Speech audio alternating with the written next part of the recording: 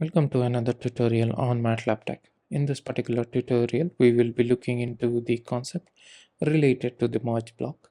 And to understand the concept related to the merge block, we need a realistic scenario. The main thing is we usually learn things, but we don't know the implementation. So in this case, we will take a realistic example where we can implement the merge block, but not in that detailed manner, but we will take a realistic example, and based on that we will develop the feature. So first stage will be the development of the feature, and then we will be developing the model based on the same feature, and we will try to simulate that for varieties of time, and we will record multiple data, and at the end we will be like doing the code generation for the same, so that you will be able to correlate, like if you use merge block, then how you will be able to see changes in the code. So to get details of all these things, please stay till the end of the video. So let's get started.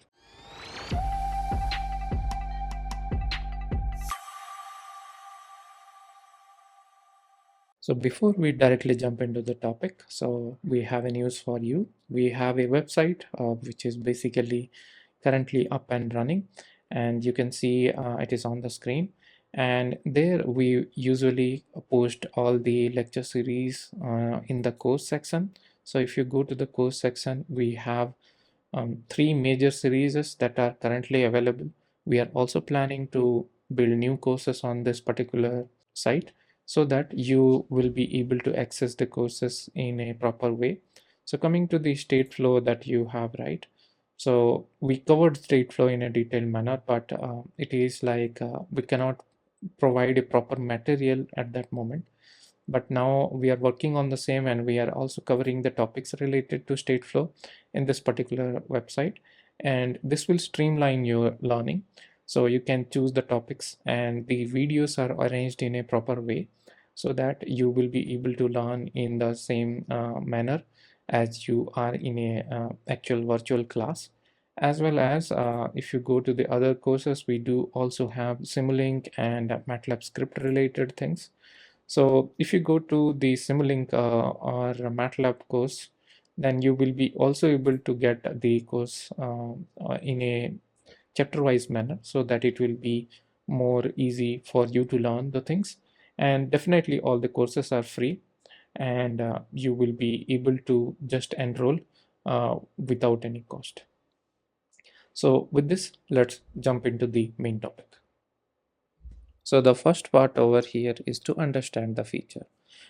To develop any model from the scratch, right, you need to understand what you are going to develop. And in this case, we will be taking an automatic transmission system, and we will first understand like how the transmission system works. And at the end, we will also try to develop some feature like how the transmission will work in a normal way, and how the transmission will work in a fault mode. Okay, so usually how the automatic transmission works is like when you give some input speed, right, you press your accelerator pedal, then at that moment the speed up request, right, it goes to the vehicle. If you have an automatic transmission, right, so in that case your speed increases, your gears also shifts. So suppose you are at 30 kmph, and then you want to observe your gear, and when you are at 60 kmph, your gear will be definitely different when you are using an automatic transmission. So based on this, like based on the speed that you have, the gears changes, right? But suppose the system is having some fault, so there is a fault in the system. At that moment, the functionality of the transmission need to be compromised. So to do the same, basically the transmission limits its gear operation. So here in our case, it will operate only at the third gear when any fault occurs in the transmission. So this is the overall case study for the development of our transmission model. So the model that we will be developing is based on this feature, and we will be implementing this in the Simulink environment. So let's jump into the Simulink environment. So this is the Simulink model that we have, and this is representing an example related to the merge block, and where we have basically used our merge block, right? So here in this particular subsystem, we have used this merge block. So we will come to this later on, but let's understand what is being implemented in this case. Okay. So first, we have the transmission system, and the input to the transmission system is speed, right? So whatever the speed request that it comes, right, that should go into the system, and it should actuate different gears, right? So the input will be the speed, and how we implemented it. So we added a clock and multiplied with 0.1, so that it will give some value of speed, and this speed will change as the time increases. So as the time increases, your speed will gradually increase, that we will see in the simulation. Okay. And the maximum speed limit also we need in this case, because we cannot exceed a defined speed because it is related to the vehicle parameter. So in this case, we have the maximum speed as 110, and then we have the fault inputs. So we need to check like whether the fault is present or not. So to simulate that, we have used this manual switch. Along with that, two constant, one is 0 and one is 1. And here 0 means no fault and 1 means there is a fault. Okay. And next is the speed that we need to send, right? So here what is basically implemented is limiting the speed. Okay. So whenever your actual speed that is coming from the clock and multiplication of this constant, right? When it is exceeding this reference value, right? So 110, then it will be 110 throughout. Okay. But it will not exceed that particular part. So this will help you to design the model with respect to the system. You will not cross the limits. Okay. So that is the use of this particular area that you are able to see. Okay. And here you are able to see some of the colors. So the gray color is representing speed here, and the blue color is representing the reference speed over here, and the green color is representing the fault. And we have used the go to blocks, and correspondingly the same color is there for the from blocks, and these are communicating. So why these type of blocks are being used? This will help you to make your model in a structured way. As you can see, once I generate this particular port, I can connect the port in any place, right? If I just drag by holding this arrow, right, you will get a same output port, which is the from block. So the go to is the initial block, and the from is the receiving block. Okay. So this sends and this receives. Okay. So similar way it works. So this is related to the inputs and the speed limitations and faults.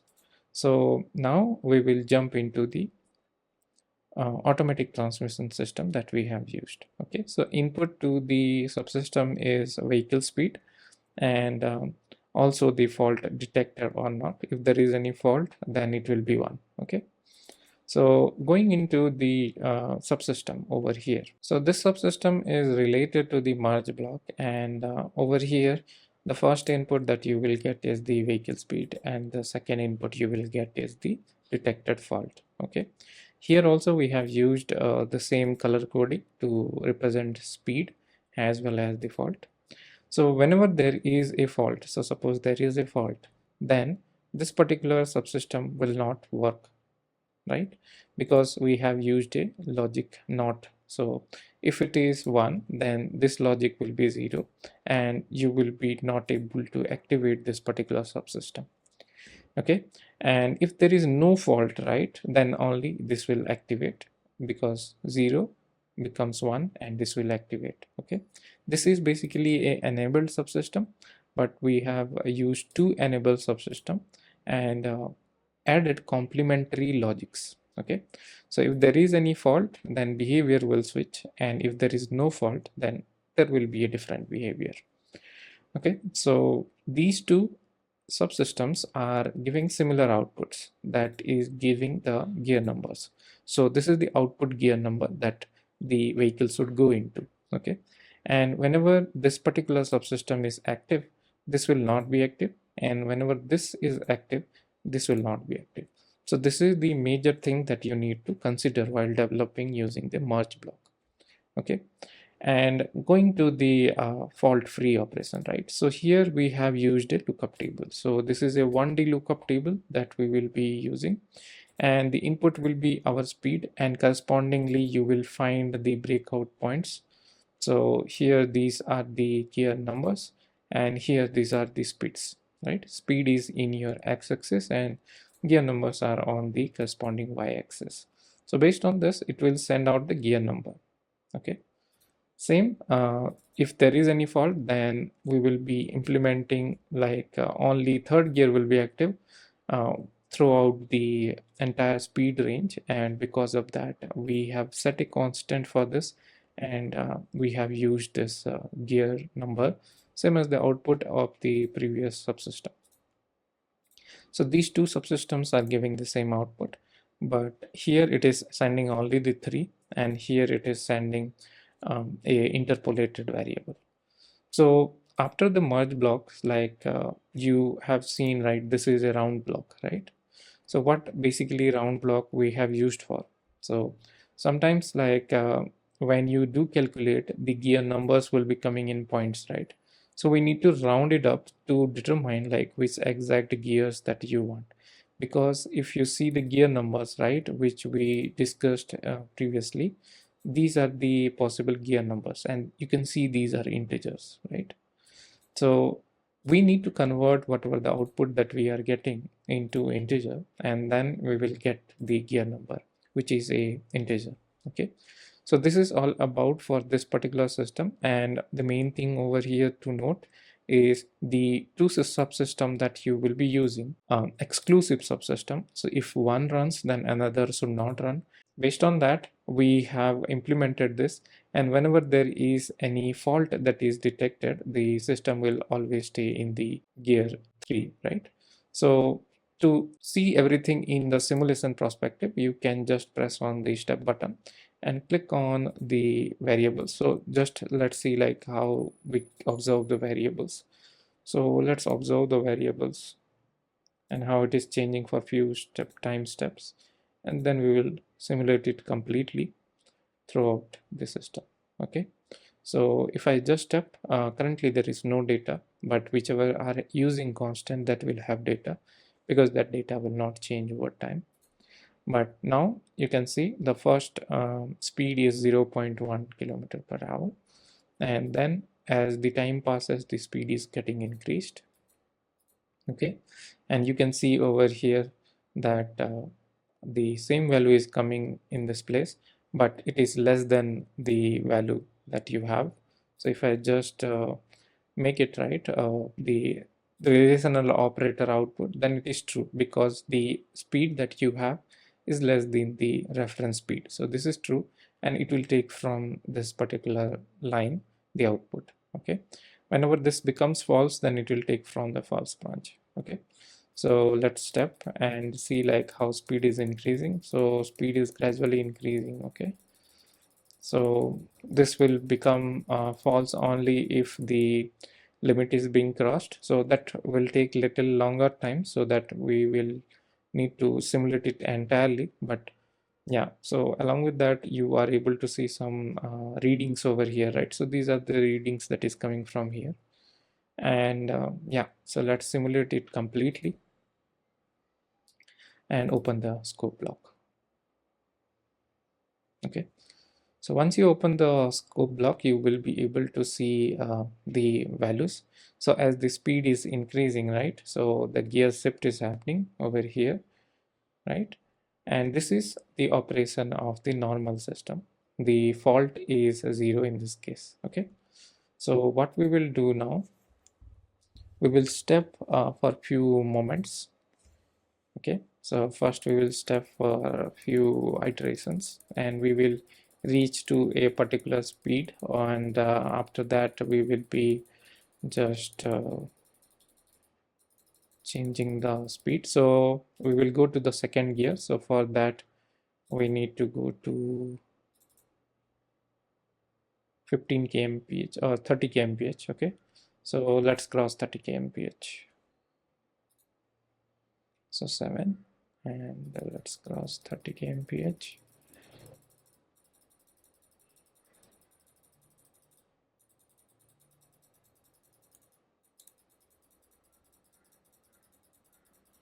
So the gear number is 1 now. Again, it is gear number 1 because we are just crossed 15. Okay, now we cross 20. Now we cross 23, 24, 25, 26, 27, 28,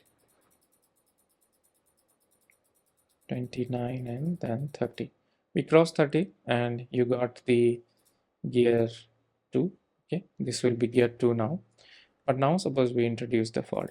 Okay, so we introduce the fault. Now if we step, the gear changed to 3. Now whatever I do, it will not change the gear number. Okay, the behavior over here is changed because of the condition that we implemented. So if I put it back again, then it will be back to the corresponding gear. Okay, see, it will go to gear 2. So it came to gear 2 because the speed that was intended is for the gear 2. So that's why it is shifting to gear 2, because the speed for gear 2 is 30 to 50. Okay, so because of that it shifted there. So this is the implementation and analysis for the model, and we are able to see like we need to use conditional subsystems to do this implementation. Okay, in the next part we will see the implementation or the code generation for this particular model. Okay, and along with that, for the tutorial we will see how to generate S function for this particular model. So till now we understood the model, and now the point is how to build the code and how to interpret, like if I'm using a merge block over here, like how this replicates when you develop the code for this particular model, right? So to do the same, so let's go outside and do some changes. So first we need to right click on the subsystem and then go to block parameters, and here we need to treat the subsystem as atomic so that we will be able to see the code separate for this particular subsystem. And here we need to go to the code generation option, and there we need to select some option.